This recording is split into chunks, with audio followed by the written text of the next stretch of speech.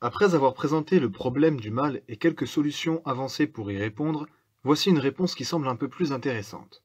Il s'agit de celle qui défend l'existence du mal en disant qu'elle permet à Dieu de nous montrer toute sa puissance, toute sa sagesse, bref, toute sa grandeur, ce qui n'aurait pas été possible s'il n'y avait pas eu le mal. Précisons ce que cela signifie.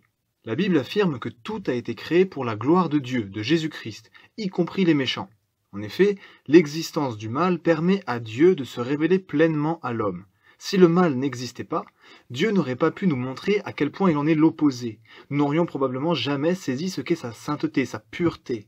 Si le mal n'existait pas, Dieu n'aurait pas pu nous révéler sa justice, ni sa pleine puissance, car il n'aurait rien eu à juger ni à combattre.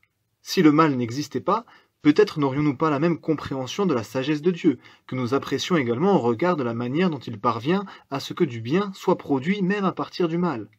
Si le mal n'existait pas, Dieu n'aurait pas non plus pu nous révéler son amour, sa grâce, sa patience et son pardon. En effet, c'est parce que nous sommes mauvais et qu'il nous aime quand même que nous pouvons saisir à quel point son amour est incroyable. C'est parce que nous savons que nous sommes mauvais et qu'il est juste et saint que nous pouvons saisir à quel point sa grâce est grande, son pardon puissant et sa patience précieuse. Enfin, c'est parce que le mal existe que Dieu nous a envoyé son Fils, Jésus, au milieu de nous pour nous sauver de la condamnation et nous ramener à lui, qu'il s'est sacrifié à la croix pour nous épargner et qu'il est ressuscité pour vaincre le mal. C'est parce que le mal existe que nous pouvons avoir cette connaissance de Dieu, et par toutes ces choses, nous voyons combien Dieu est grand. Cette réponse présente, on le voit, des arguments intéressants. Mais encore une fois, il convient de préciser également les questionnements qu'elle suscite. Comme pour les réponses précédentes, on trouve là une raison d'être au mal, qui par définition n'a pas de raison d'être. Encore une fois, dès qu'on lui cherche une explication, on finit par le dédramatiser et le rendre presque nécessaire, ou du moins acceptable, ce qui est inadmissible, y compris aux yeux de Dieu. Le mal doit rester une horreur inacceptable.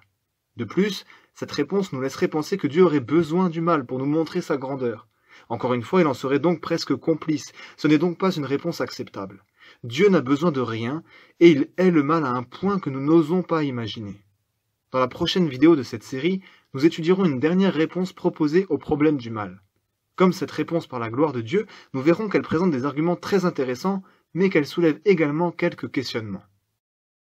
C'était Curious, j'espère que cette vidéo vous a plu, n'hésitez pas à me faire part de vos remarques et questions dans les commentaires ou par mail, pensez aussi à aimer la vidéo et à vous abonner pour soutenir la chaîne et être tenu informé de ses nouveautés. À la semaine prochaine.